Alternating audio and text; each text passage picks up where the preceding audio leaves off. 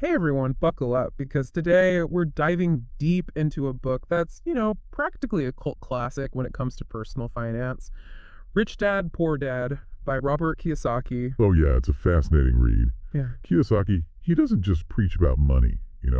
He shares his own experiences growing up with these two father figures who really shaped his views on wealth, and honestly, it's pretty eye-opening. Okay, so let's unpack this whole two dads thing. I mean, it sounds like the setup for like a hilarious sitcom, but knowing this book, it's probably going to be a pretty profound life lesson. Absolutely. You got Kiyosaki's own father, a highly educated man, but struggled financially. And then you have his friend's dad, the rich dad, a self-made entrepreneur. And this guy, he taught Kiyosaki a totally different way of thinking about money, like completely different. And this contrast, this right here, this is at the core of Rich Dad, Poor Dad. Hmm. It challenges that whole, conventional wisdom that a good education equals financial success. Yeah, it really makes you wonder, right? I mean, if we're all taught basically the same things in school, like why do some people end up financially secure while others are, Struggling. struggling exactly? What did Rich Dad know that Poor Dad didn't? So one of the key takeaways is this idea that the rich don't work for money, they have money work for them. Okay, easier said than done, Right, especially when you're just starting out. exactly. Yeah. But Kiyosaki, he illustrates this with a really powerful anecdote. As a kid, he actually worked for his rich dad. Get this, for 10 cents an hour. 10 cents an hour. I mean, you'd get laughed off the playground bragging about that allowance. Exactly. But here's the thing, it wasn't about the wage. It was about the lessons. Lessons in assets and liabilities. Right. And this is where Kiyosaki really flips the script on traditional financial advice. And that brings us to like a major cornerstone of the book, right? This whole concept of assets versus liabilities. And I gotta admit, this is something I thought I understood, but Kiyosaki, he really made me question everything I thought I knew. It's a real eye-opener. You know how people always say your house is your biggest asset? Well, Kiyosaki, he throws a curveball and argues that for most people, their house is actually a liability, not an asset. Wait, hold on. How can my house be a liability? It's gotta be worth something, right? It's all about cash flow. Think about it. Yeah. Your mortgage, property taxes, insurance, maintenance, all of these things take money out of your pocket every single month. Unless your house is actually making you money, like, a rental property or something, it's costing you money, which means liability. Okay, I'm starting to see his point. So, if my house isn't necessarily an asset, then what does Kiyosaki consider to be a good asset? Stocks that pay dividends, Yeah. bonds, rental properties that generate income, businesses you own. He wants you to build a strong asset column, things that put money in your pocket regularly, even while you sleep. That's the dream, right? Passive income. But how do you actually go about building this asset column? Well, Kiyosaki, he uses these diagrams, cash flow diagrams. They show how money moves. Basically, they show how the rich focus on acquiring assets that generate income, right? Mhm. While the poor and middle class, they often get stuck in this cycle of working for money and then spending most, if not all of it, on expenses and things that they mistake for assets. It's like a financial hamster wheel. You work hard, but you're not really getting ahead. So how do you break free from that cycle? Is it all about becoming some like high-flying entrepreneur? Not necessarily. While Kiyosaki talks a lot about entrepreneurship, he also emphasizes the importance of, as he calls it, minding your own business, even while you're, working a job. What does he mean by that? Is he suggesting we all like start side hustles or something? In a way, yeah. He's saying even while you're working 9 to 5, you should be focusing on building that asset column on the side. You could be investing in the stock market, buying a rental property, even starting a small business. The key is to, create multiple streams of income that don't rely solely on your time and effort. So it's about taking control of your financial future, even if you're not quite ready to, quit your day job just yet. But where do corporations fit into all of this? This is where things get really interesting. Kiyosaki, he pulls back the curtain on the world of corporations and shows how they offer these significant tax advantages that most employees, they don't even know about. Oh, and is he suggesting we all become like corporate tax experts? Yeah, not exactly. He's not advocating for tax evasion or anything like that. What he's saying is understanding the tax code, how it applies to you, both as an employee and potentially as a business owner, it's crucial for building wealth. Like, it's like playing a game. You got to know the rules if you're going to come out ahead. Right, you don't want to be playing Monopoly with someone who knows all the loopholes and you're stuck paying like luxury tax every other turn. Exactly. And knowing how to leverage those rules, I mean, they can make a huge difference in your financial journey. So we've got this idea that our mindset about money matters, that we need to build assets, not just earn a paycheck, and that understanding how corporations work, well, it can give us a leg up. It's a lot to process, but I'm starting to see how these ideas, they could be life-changing. And we're just scratching the surface. Kiyosaki, he goes much deeper. He explores these psychological barriers that hold people back from achieving financial success. He identifies these obstacles as fear, cynicism, laziness, bad habits, and arrogance. It's not just about the numbers, it's about conquering those internal enemies before you can conquer your finances. Oh, I know those enemies all too well. They love to show up right when I'm about to make a big decision or try something new. Does Kiyosaki offer any advice on like how to overcome those mental roadblocks? Absolutely. He has this really interesting anecdote about the Texan response to the Alamo. Remember that? Remember the I Alamo? remember learning about it in history class. Yeah. It was a devastating defeat for the Texans. Exactly. But instead of letting defeat, like, cripple them, they turned it into a rallying cry. Kiyosaki, he uses this example to show how we can turn our setbacks into motivation. So instead of letting fear and doubt just paralyze us, we should use those experiences as like fuel to keep going, to learn, to grow. It's about developing what he calls financial intelligence, right? Exactly. It's not just about, book smarts. It's about being street smart with your money. Okay, so we've got our mindset in check, we're ready to build our asset column, and we're armed with the knowledge that even our setbacks can be turned into opportunities. But what are some practical steps we can take to like actually get started on this path to financial freedom? Does he offer any like concrete advice? He does. And that's what we'll explore in part 2 of our deep dive into Rich Dad, Poor Dad.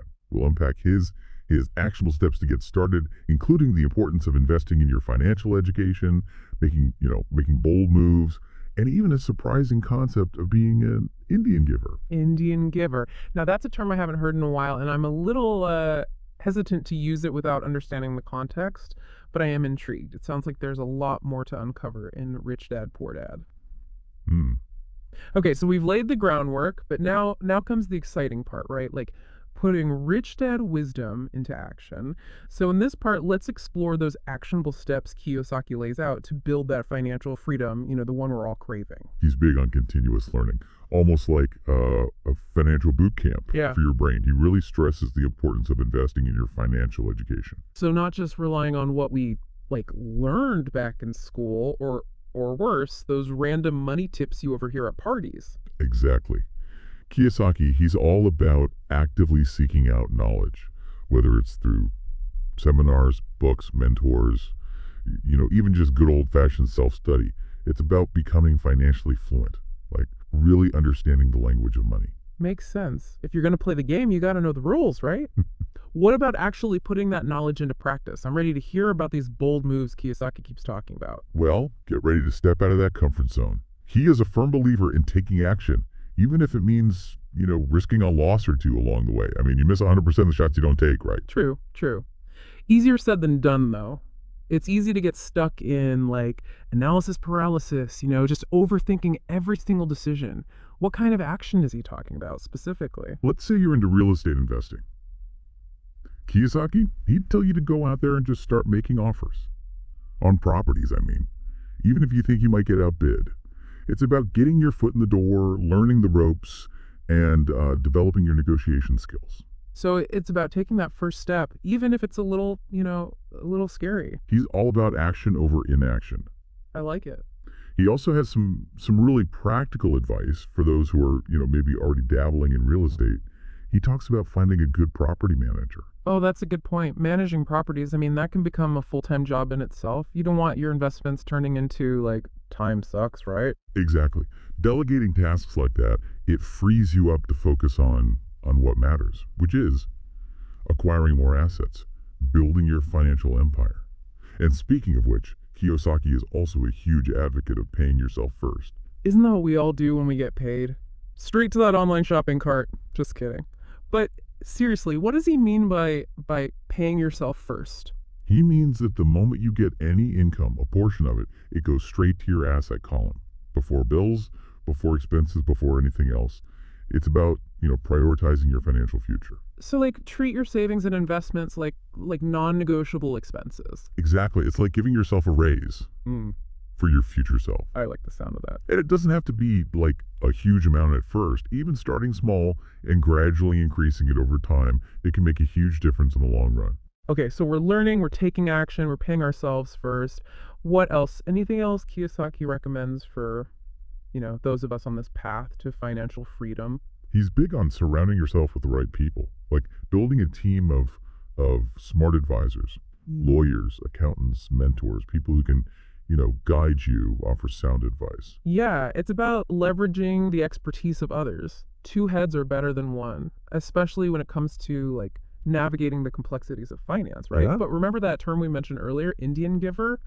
I think now's the time to unpack that one. You're right. Let's clarify. So Kiyosaki talks about being an Indian giver, but not in the negative way it's sometimes used. He's referring to this concept of giving first in order to receive. So it's about generosity and like creating a culture of abundance. Yes.